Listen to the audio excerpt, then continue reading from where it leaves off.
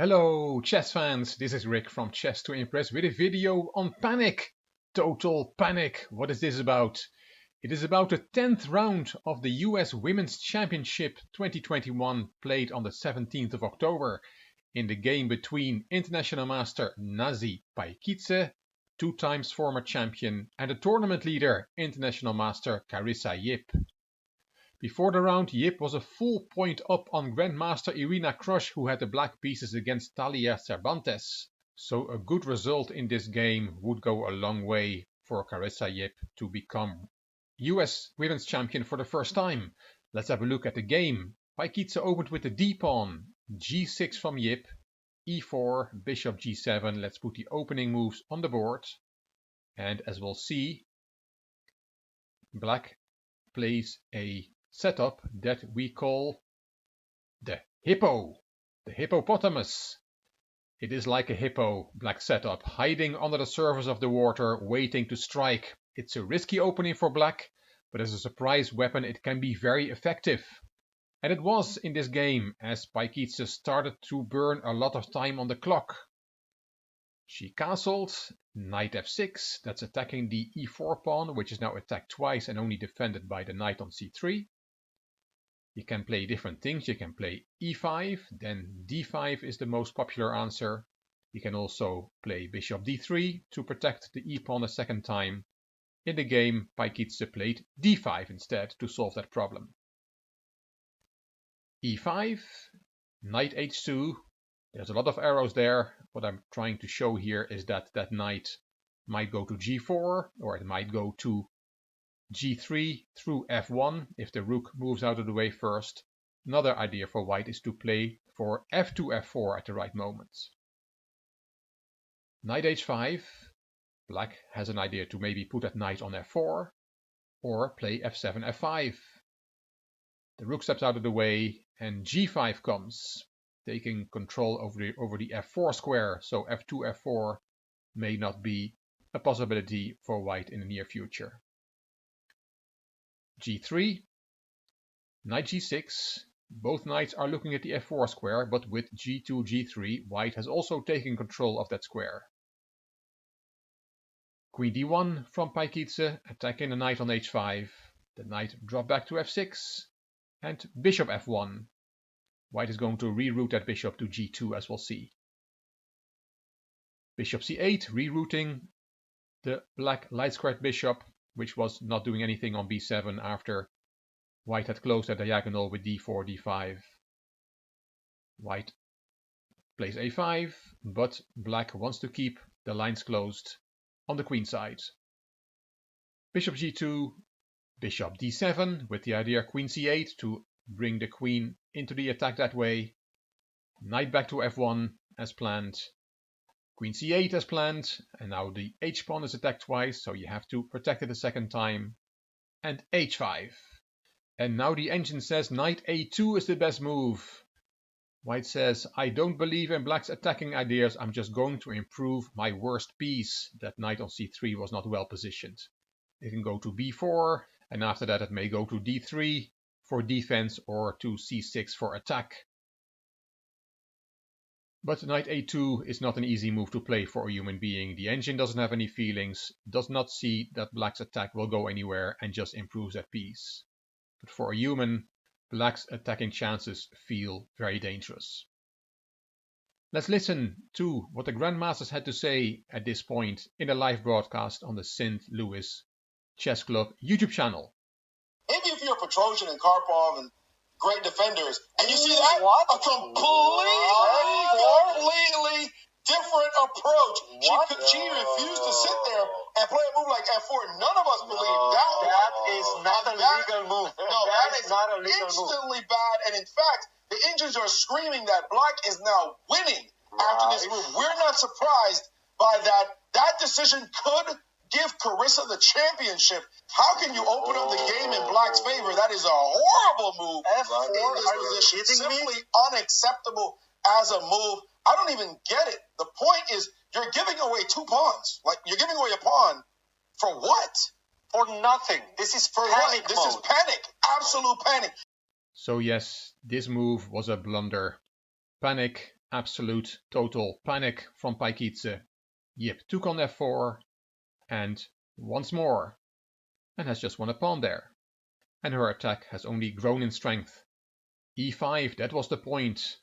But now knight g4 check, a very nice piece sacrifice, which was one of black's ideas anyway, to sacrifice a piece to open the white's king position. White took the piece, h takes g4, check. The rook is now giving check to the king. King g1, and here d takes e5 was played, getting a third pawn for the piece. Grandmaster Sarawan said, why not bishop takes e5? That would have been his choice, bringing another piece into the attack. Black is now attacking with queen, rook, the two bishops and the knight, and of course those advanced pawns on f4 and g4 as well. Black is winning. But d takes e5 was also good. By the way, f takes e3 is not good. Taking the piece back is not in the spirit of the position, and it's just a bad move, because then white plays e6 and has counterplay. So d takes e5 was Yip's choice. Bishop c5. Queen d8. The queen wants to come into the attack through h4. Knight e4 and f5. Look at those pawns. Black is winning, and white was also getting very low on time. d6, desperately looking for counterplay. White's only hope is that she'll get some play against the black king, which is still in the middle of the board. c6, Yip keeps the lines closed against her king. Bishop b6 hitting the queen, queen h4, and the bishop hurries back to hit the queen again. Queen steps back, and queen d3, sacrificing the knight, but it doesn't work. F takes e4, the knight was just taken. Bishop takes e4, yes, white has a threat of bishop takes g6, forking king and queen, but for example, black can just castle queenside, and if you then take on g6, do you see it? Mate in one? Yes, indeed. So castling queenside is a good move here, but knight f8 also works. Black is two monster pawns up in this position and still has a strong attack. Bishop d4.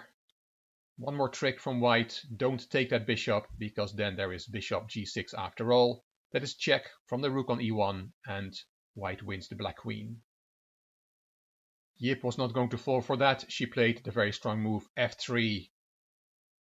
The threat, let's not make any move for white. Let's see what the threat is. The threat is mate in 3. Do you see it? Put the video on pause if you want to look for yourself. Do you see, if it was black's move here, what the checkmate sequence would be? Queen h1 check, king f2 check, and checkmate. So after f3 you have to deal with that, and Nazi Paikidze saw nothing better than giving up the bishop. But when that piece was taken, and as the seconds were ticking down to 0 on our clock, Nazi Paikidze extended her hand in resignation and very quickly put up a congratulatory message on her Instagram page. That is very nice sportsmanship from Nazi Paikidze. Shortly after this game finished, the game Cervantes Crush ended in a move repetition, which meant that Carissa Yip was US Women's Champion with 1 round to go. She won her last 5 games. She beat the only Grandmaster in the field. She's a fully deserved champion. And talking about Instagram, I received this message from Mateus Penteado, one of my dear viewers. I think the Russian Superfinal has produced a good game for a video on chess to impress.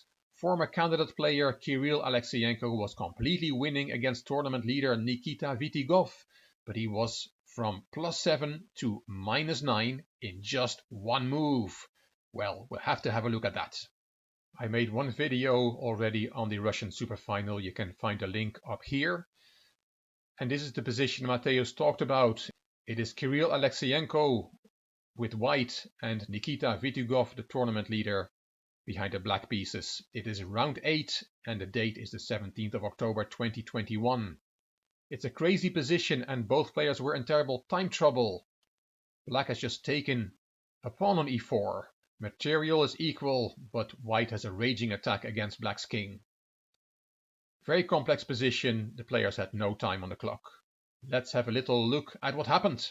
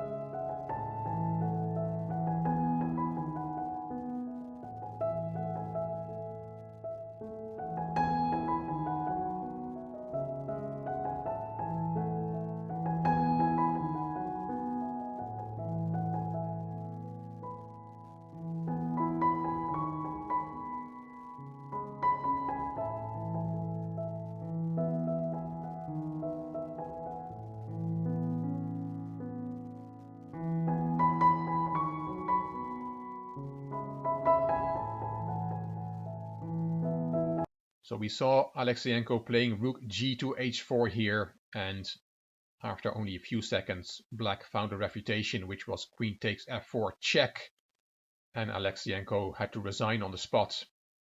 With a win, Alexienko would have been in joint first position with Vitigov, but now he's in the middle of the pack. And Vitigov has a great chance to become Russian champion. So what happened here? Rook g to h4 was a big blunder. What should white have played? He should have played queen g3. That is the winning move. The threat that white now has, if it was white to play, he would play rook g takes g7 check. That leads to checkmate. If you take with the rook, then queen takes is checkmate. And if you flee with the king, then we also have checkmate on the board, like this. So that is a threat after queen g3. What if you take that rook on h7? That's unprotected. That doesn't work either because of queen h4 check, king g8, and now knight g6. The threat is queen h8 checkmate. And if you interpose the queen on h6, that doesn't work either because then the queen goes the other way. Queen d8 check, king h7, and checkmate in the corner. So queen g3 is the winning move, but Alexienko did not find it. He played rook g to h4 with the threat rook h8 checkmate. There's only one refutation and Vitigov found it. He played queen takes f4 check, which caused the resignation of his opponent. Why is queen takes f4 check so strong? What if you take that queen? Then there is bishop takes d3, rook f2 h4, and black can take that pawn on f5, and the king will not get checkmated. The f7 square is now available, and black is a piece up. What if after queen takes f4 check we do not take the queen but play queen g3? Then black swaps the queens, takes on f5, and again the king has a square on f7, and black is a piece up. Finally, after queen takes f4 check, if you play the king, then queen takes h4 to take the checkmate out of the position, and after the rook recaptures, black takes on d3 and is now a rook and a piece up. So there was no way to save the game after queen takes f4 check, and Alexienko resigned. From +7 to -9, as Mateusz explained in one move. Chess is a very cruel game. I hope you liked this video. If you did, please give it a thumbs up, please subscribe to the Chess to Impress channel, and please leave a comment. I will read them all and I will reply to them all. If you liked the video, it would be great if you could share it on social media by clicking the share button on YouTube. You can find me on Instagram, on Twitter and on Facebook. This is Rick for Chess to Impress. Thank you for watching.